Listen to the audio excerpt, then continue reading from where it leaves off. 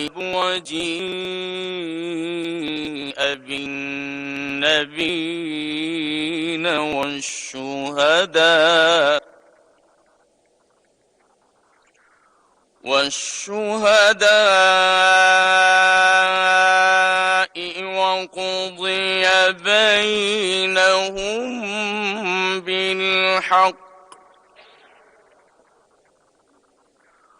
وقضي بينهم بالحق وهم لا يظلمون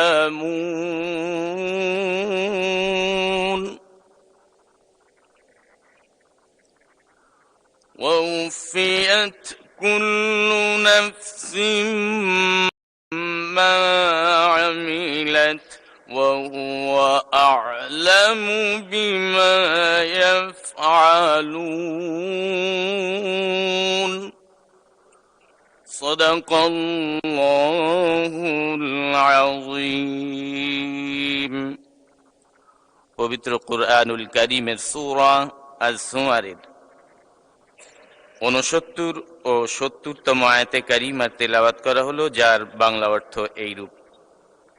এ সময় জমিন তার মালিকের নূরের ঝলকে উদ্ভাসিত হয়ে উঠবে, মানুষের কর্মফলের নথিপত্র সামনে রাখা হবে, নবীদের ও অন্যান্য সাক্ষীদের এনে হাজির করা হবে, তাদের সবার সাথেই ন্যায় বিচার করা হবে, তাদের কারো উপরই জুলুম করা হবে না।